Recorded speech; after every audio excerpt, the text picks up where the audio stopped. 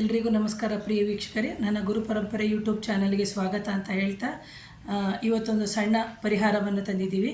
ಯಾಕೆ ಅಂತಂದರೆ ಎಷ್ಟೋ ಜನ ನವವಿವಾಹಿತರು ಇದು ಮದುವೆ ಆಗ್ತಾ ಇರುವಂತಹ ಸಂದರ್ಭದಲ್ಲಿ ಅವರಿಗೆ ದೃಷ್ಟಿದೋಷಗಳಾಗ್ತಾ ಇರುತ್ತೆ. ಎಷ್ಟೋ ದೃಷ್ಟಿ ತೆಗೆದರೂ ಅವರಿಗೆ ಕಮ್ಮಿ ಆಗದೇ ಇರುವಂತಹ ಸಂದರ್ಭದಲ್ಲಿ ಮಾಡುವಂತಹ ಸರಳ ಪರಿಹಾರ. ಯಾಕಂದರೆ ಎಷ್ಟೋ ಜನ ಎಷ್ಟೊಂದು ಚೆನ್ನಾಗಿರೋ ಸೊಸೆನ ತಂದುಬಿಟ್ಟಿದೆಯಾ, ಎಷ್ಟು ಚೆನ್ನಾಗಿದ್ದಾಳೆ, ನೋಡೋಕ್ಕೆ ಎಷ್ಟು ಲಕ್ಷಣವಾಗಿದ್ದಾಳೆ, ಎಷ್ಟು ಒಡವೆಗಳನ್ನ ಹಾಕ್ಕೊಂಡು ಬಂದಿದ್ದಾಳೆ, ಈ ಥರ ಎಲ್ಲ ಕೆಲವರ ಕಣ್ಣು ದೃಷ್ಟಿ ತಾಗ್ತಾ ಇರುತ್ತೆ.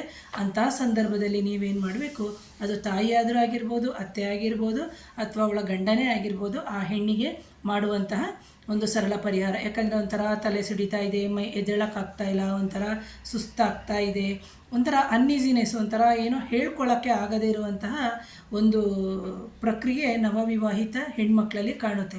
ಅಂತಹ ಸಂದರ್ಭದಲ್ಲಿ ನೀವು ಏನು ಮಾಡಬೇಕು ಅಂದರೆ, ಇಲ್ಲಿ ತೋರಿಸ್ತಾ ಇದ್ದೀನಿ, ಆಲಮ್ ಅಂತ ಹೇಳ್ತೀವಿ ಅಥವಾ ಪಟಾಕ ಅಂತ ಹೇಳ್ತೀವಿ. ಇದನ್ನು ನೀವೇನು ಮಾಡಬೇಕಾಗುತ್ತೆ ಅಂದರೆ, ಹೊಸದಾಗಿ ತೊಗೊಂಡು ಬಂದು ಒಂದು ಸಣ್ಣ ಪೀಸನ್ನ, ದೊಡ್ಡ ಪೀಸ್ ತೋರಿಸಿದ್ದೀನಿ, ಇದರಲ್ಲಿ ಒಂದು ಅರ್ಧನಾದರೂ ತೊಗೋಬೋದು, ಕಾಲಾದರೂ ತೊಗೋಬೋದು, ಅಥವಾ ಪೂರ್ತಿನಾದರೂ ತೊಗೋಬೋದು. ನೀವೇನು ಮಾಡಬೇಕು ಅಂದರೆ, ತೊಗೊಂಡು ಬಂದುಬಿಟ್ಟು ಹಣೆಗೆ ಸ್ಪರ್ಶ ಮಾಡಬೇಕು. ಅಂದರೆ ವಿವಾಹಿತ ಹೆಣ್ಮಗಳಿಗೆ ಹಿಂಗೆ ಸ್ಪರ್ಶ ಮಾಡಿಬಿಟ್ಟು ಇಳೆ ತೆಕ್ಕೋಬೇಕಾಗುತ್ತೆ.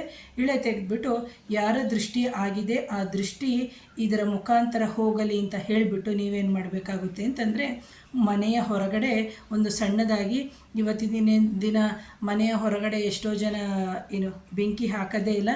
ಅಂತಹ ಸಂದರ್ಭದಲ್ಲಿ ನಾವೇನು ಮಾಡಬೇಕು,